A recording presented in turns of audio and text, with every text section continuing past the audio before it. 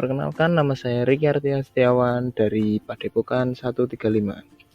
Di sini kita akan mempelajari mengenai apa sih yang harus dilakukan dalam pembukuan di UMKM agar berjalan lancar. Sebelumnya, apa saja sih hal-hal yang harus dilakukan dan dipersiapkan untuk melakukan pembukuan?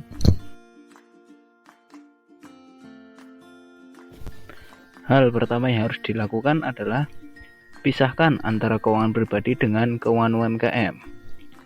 Nah, jika di rekening di sini masih digabung, maka akan merasa kesulitan dalam melakukan pengaturan keperluan yang untuk keperluan pribadi dan untuk keperluan usaha atau untuk membiayai keperluan UMKM tersebut. Maka disitulah pentingnya adanya pengaturan keuangan pribadi dan keuangan UMKM.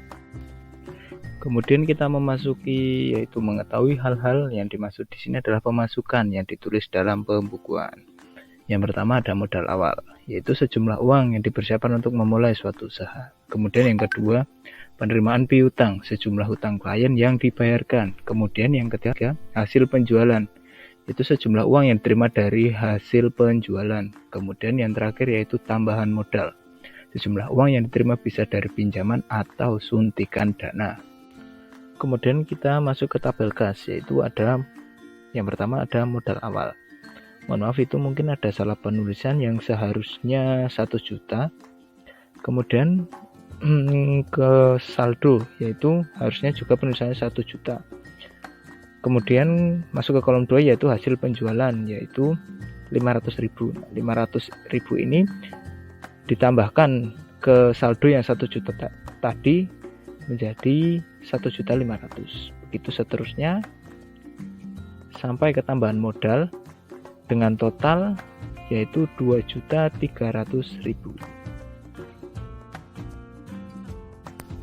Kemudian kita memasuki mengetahui hal-hal yang dimaksud di sini adalah pengeluaran dalam pembukuan.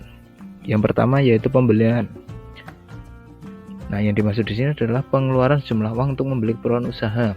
Kemudian yang kedua pembayaran gaji. Pengeluaran sejumlah uang untuk membayar hak-hak karyawan. Kemudian yang ketiga yaitu biaya transportasi, yaitu pengeluaran sejumlah uang untuk keperluan biaya pembayaran jasa transportasi.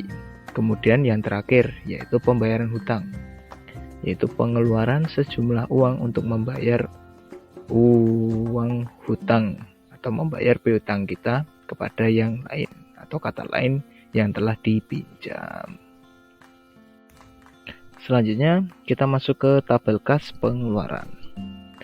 Nah, di sini tabelnya kurang lebih sama dari poin 1 sampai poin 4. Akan tetapi ditambah dengan pengeluaran, yaitu masuk ke poin 5 yaitu membeli keperluan usaha dengan total sebesar 400.000. Nah, di sini bukan ditambah, akan tetapi dikurangi saldonya.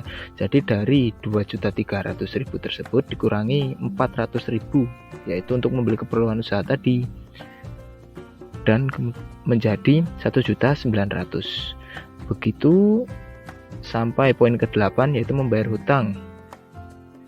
Di total saldo tersebut dikurangi di total dan menjadi 700.000.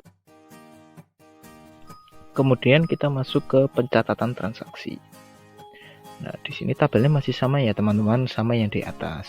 Akan tetapi cuma ditambah tanggal agar kita bisa mengetahui sih kapan sih masuknya keuangan tersebut dan kapan keluarnya uang tersebut.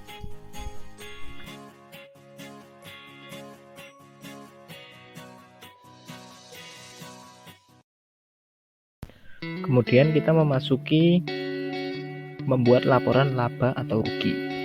Nah, di dalam membuat laporan ini harus dicantumkan yaitu penerimaan dari UMKM dan pengeluaran dari UMKM. Nah, di penerimaan ini hasil penjualan dijumlah dengan penerimaan piutang. Nah, di sini total dari keseluruhan penerimaan yaitu 2 juta. Kemudian yang pengeluaran yaitu hasil pengeluaran ya untuk membeli keperluan usaha, termasuk membayar transportasi, dijumlahkan dan totalnya menjadi 1.600.000. Nah, total dari pengeluaran tersebut digunakan untuk mengurangi penerimaan, yaitu totalnya 1.400.000. Juga saya sampaikan, membuat laporan laba rugi ini dapat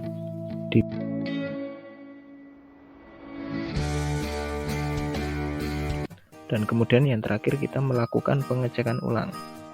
Nah, di sini ada modal awal yaitu 1 juta. Kemudian laba bersih yaitu 1.400.000. Kemudian ada modal tambahan yaitu 300.000. Nah, laba bersih kemudian ditambahkan modal tambahan yaitu totalnya menjadi 1.700.000. Kemudian dijumlah lagi dengan modal awal yaitu 1 juta. Kemudian dijumlah dengan hasil ketemunya 2.700.000.